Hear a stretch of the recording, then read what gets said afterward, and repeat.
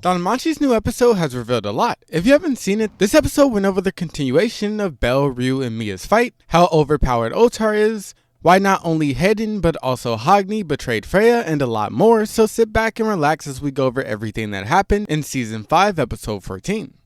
We start off with Lily begging anyone who can move to help Belle since they've pretty much beat all of Freya's main force.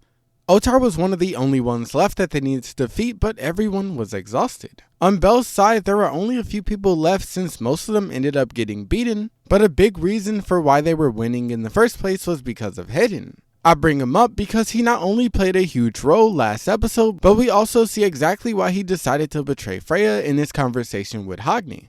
This was a big thing that confused a lot of people, but the reason for this was because he knew the only person who could save her was Belle.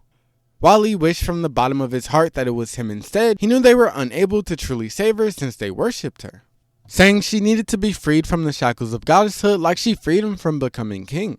While she would get what she desired, this very thing that she's yearning for is destroying her. For those who don't know what he meant by freed him from becoming king, it's said that Hedin used to be the king of the White Elves. He grew tired of being a king and yearned to be freed of his role. It wasn't until a war was initiated against the Black Elves, who were ruled by Hogni, that he and Hogni would be freed from their roles, due to both kingdoms being destroyed. It was then revealed that Freya was the one who started the destruction to save them both, which is why they decided to follow her, and why they also know how it feels to sit on a throne you don't want to be on. But this conversation ended up getting Hogni on their team. What happened next is that Hogni ended up saving Anya from her brother. This was a heartfelt conversation of why he treats her the way he does. It was revealed that he actually loves her and had to push her away to keep her safe. He didn't want her in harm's way since she wasn't strong enough as shown when they went in a dungeon together. During this conversation, we also got to see why he and a few others decided to serve Freya. As for why Alan did, one of his main reasons was for power. The whole reason he fell for her in the first place was because she was an almighty goddess. He didn't fall for the weak seer that had emotions like the rest of them did. He also wanted enough power to protect his sisters since they lost their home and parents due to the Black Dragon. While he did want to be there for her, due to her lack of power, he asked Freya to send her away and he'd step up and do enough for the both of them. Like him, the Gulliver brothers and Ottar were helped by Freya as well. The brothers were saved by her and they promised they would never let her be defiled again. As for Ottar, she saved him while he was on the verge of death. He was abandoned on the streets as a child before he knew his own name. So she ended up taking care of him like she did the rest, which is why they all decided to follow her. As for what happened next, we saw that Hestia has met up with Lily and Haruhime. She's planning to update their status, but Lily said instead she should make her way to Belle and update his. Also, Haruhime was told to give them a level boost with her ability.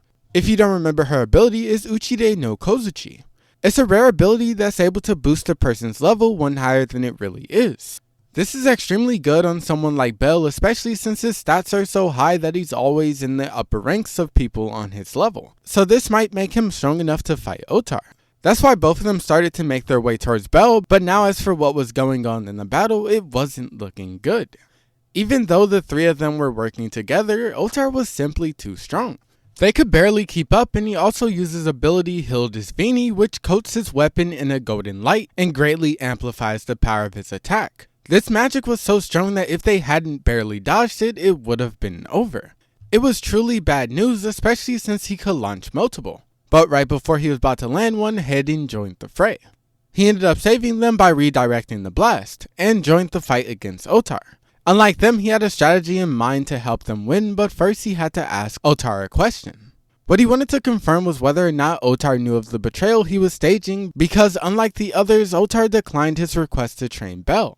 Hedin went on to explain how he was trying to get Belle as strong as possible for this moment, and earlier he went into how he was secretly keeping Belle from falling for Freya's sandbox. But to answer Hedin's question, Ottar said he's not as smart as him, but he had a vision that they would all turn against him, which led him to decline. After this conversation, we finally get back to the battle, where Hedin requested that Belle, Ryu, and Mia buy him 10 seconds to cast a spell, to which Ottar tried to stop but failed. What he was casting was Solia, which was a large amount of lightning spears that was crucial to his plan. This move is what actually changed the entire battle in their favor since they were able to actually fight back against Ottar. What Hedin was doing was he was perfectly timing his attacks to give them openings where they could do damage. Everything was going great and Ottar was actually getting injured. It was looking like they could win, which is when he brung out his ultimate trump card, his beast mode.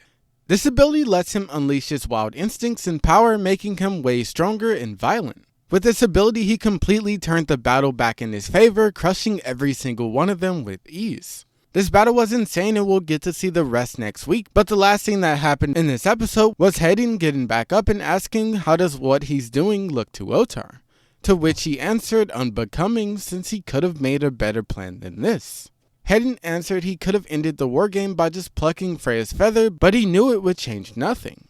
Asking how Ottar can just sit there and watch as Freya is being torn apart by the very love she's trying to obtain. Saying how he doesn't care even if he's hated, he's going to save her like she did for him. If you made it to the end, consider watching one of the videos on the screen because YouTube thinks you're interested in them. Also, make sure to like and subscribe.